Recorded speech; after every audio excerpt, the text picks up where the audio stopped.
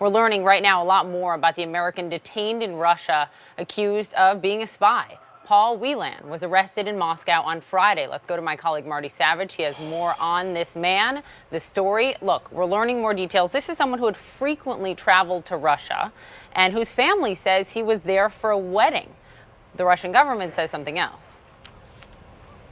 Right, they do indeed. The family have been very anxious because they say the last time they heard from Paul Whelan was around the 28th of December.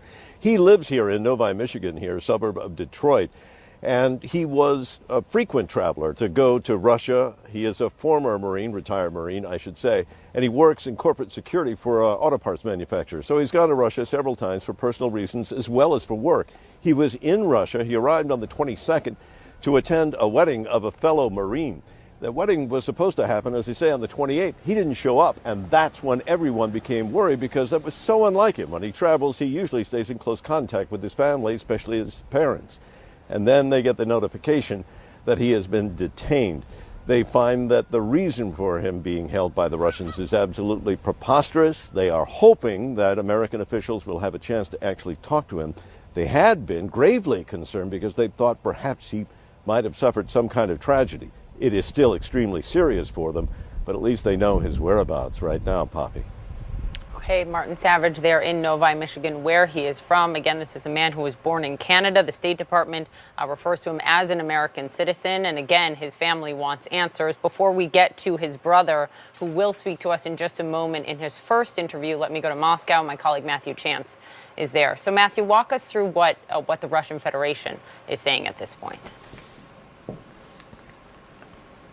Well, Poppy, they're not saying a great deal, it has to be said. They just made this very sort of stiff announcement by the FSB, which is the main counter espionage agency here in Russia, saying they'd arrested a US citizen on the 28th of December in the Russian capital, Moscow. They said he was caught spying, but no other detail was given about what exactly he was said to have been doing when he was detained. The Russian Foreign Ministry also said they'd formally notified the US authorities of the detention, which was confirmed by the State Department as well. But in terms of detail, very, very sparse information coming out about what this individual may or may not have been concerned with. It does come just a couple of weeks after Maria Butina, who's a pro-gun lobbyist held in the United States, pleaded guilty to conspiracy there and faces 6 months in prison after US prosecutors said that she'd tried to infiltrate US conservative groups like the NRA and the Republican Party to influence Americans. And there's some speculation that you know, in the future, there could be some sort of trade-off between these two individuals, but beyond that, there's no relationship between the Butina case and the Paul Whelan case, as far as we're aware. Poppy. Okay, Matthew Chance, I know you're asking for more answers. Please let us know if you get them. Thank you very much for that reporting live from Moscow this morning. On the phone with me now is David Whelan. He is the twin brother of Paul. Paul Whelan, again, is the American detained on Friday in Russia on espionage charges. You see him there. The Russian government says he is a spy. Let me bring in his brother, David, his twin brother, David. This is your first interview, I should note. Thank you for taking the time on this New Year's morning to speak with us. Thank you, Poppy. I appreciate the time. Of course. What can you tell us first just about your brother? As we look at his picture here, what do you want everyone to know?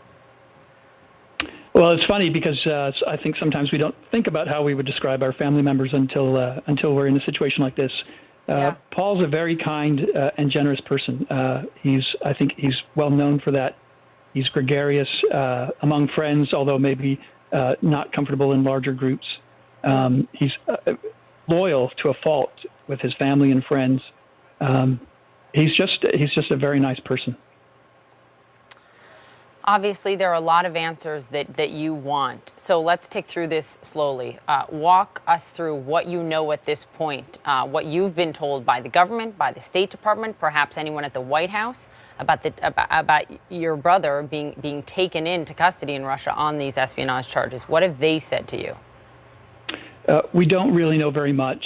The government has been helpful. Family members, my family members, have been in contact with people at the State Department and at the embassy in Moscow, and we have heard that they have received an announcement from the Russian government that Paul's been detained. but they have not yet been able to have consular access with Paul. And I believe that there's a 72-hour window, so we're sort of waiting for that to pass. There is. So and I'm not sure if, I'm sorry, go ahead.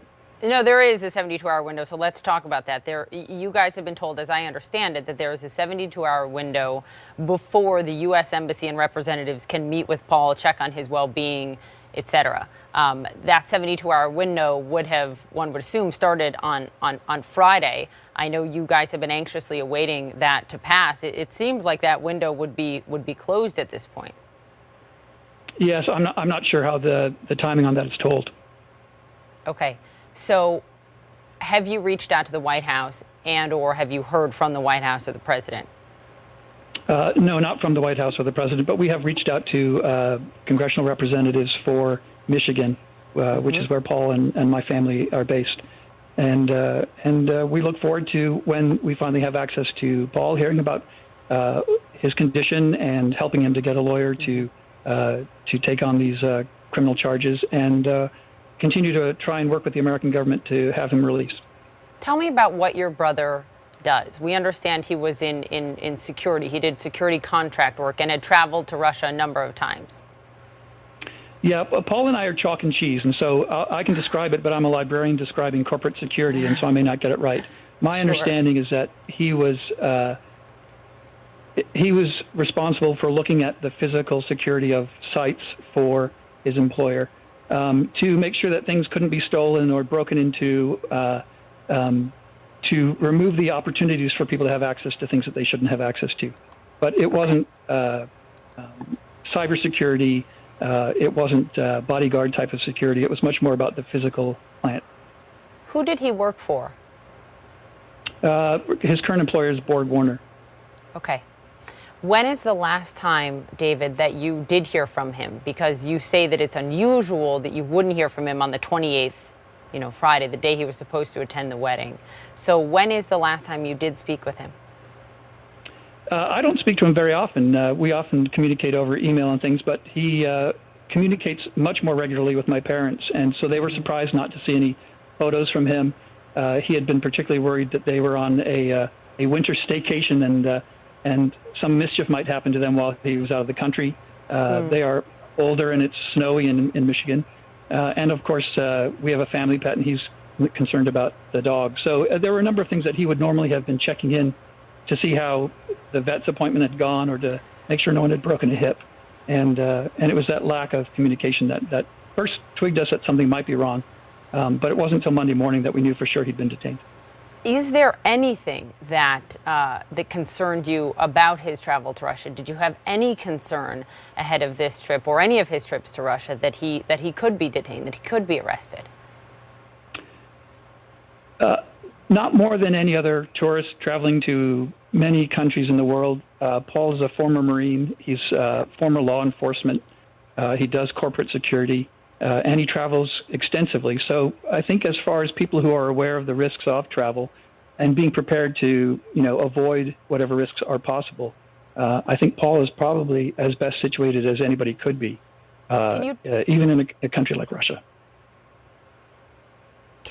There is no world in which you suspect that your brother in any way worked as a spy for the U.S. government. Is that correct? That's correct. Can you tell us a bit about his military service? I only know what he told me. I know for sure he was in Iraq in the early 2000s, and he did multiple tours in Iraq. Names like Al-Assad Air Base, Anbar Province, that's the sort of thing that I heard about. And he wasn't terribly forthcoming with his military